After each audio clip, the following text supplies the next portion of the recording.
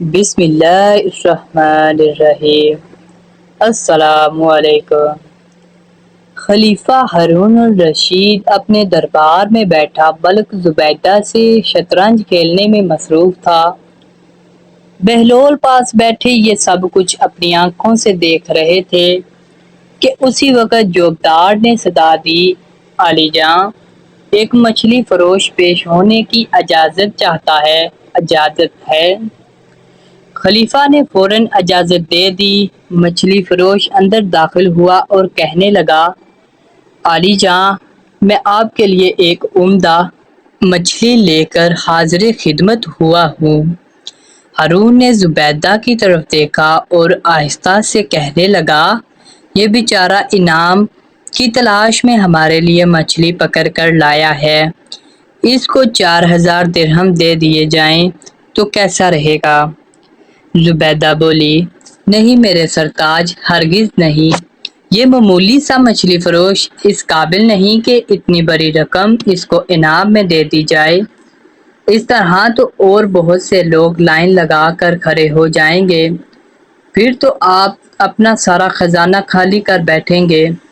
زبیدہ نے کچھ دیر سوچا اور ایک تجویز پیش کی، آپ اس سے پوچھیں کہ یہ مچھلی نر ہے یا مادہ؟ اگر وہ کہے نر ہے تو کہہ دیں کہ نر ہمیں پسند نہیں، اور اگر کہے مادہ ہے تو وہ ہم لیں گے نہیں۔ اس طرح وہ مچھلی واپس لے جائے گا اور ہمیں رقم بھی نہیں دینی پڑے گی۔ ہارون کو زبیدہ کی یہ بات کچھ بلی محسوس ہوئی، مگر بہلول بھی یہ بات سن رہے تھے۔ انہوں نے بادشاہ سے آہستگی سے کہا، مچھلی فروش بڑی محبت سے آپ کے لیے عمدہ مچھلی پکڑ کر لایا ہے۔ یہ مناسب نہیں کہ ملکہ کی باتوں میں آ کر اس کو نامراد لٹا دیا جائے۔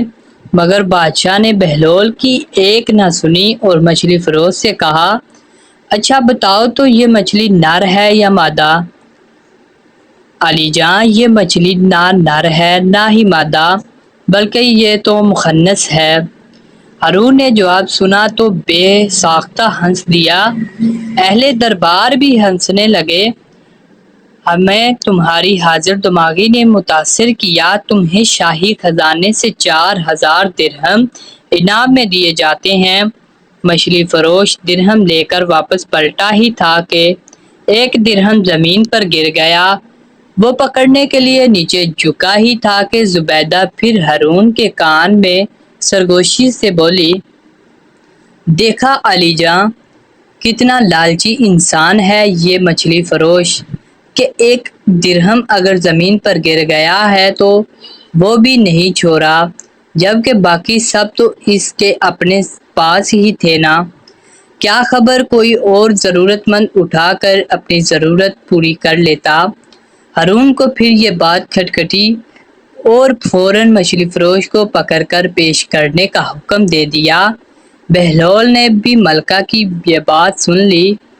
عالی جاں، ملکہ کے کہنے پر مچھلی فروش کو نہ روکیے، اسے جانے دیں۔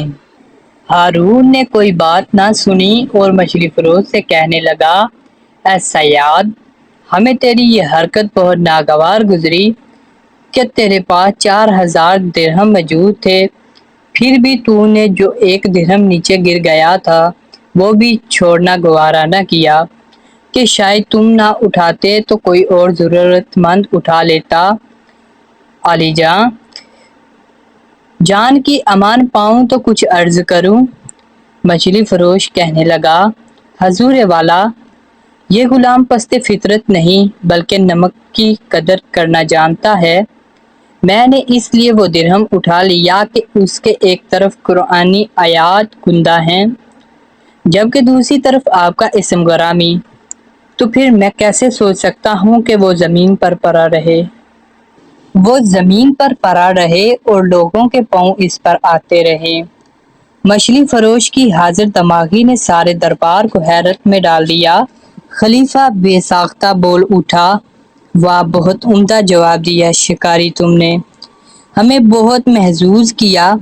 ہارون نے خزانچی کو حکم دیا، اس شکاری کو 4000 درہم اور دے دیے جائیں۔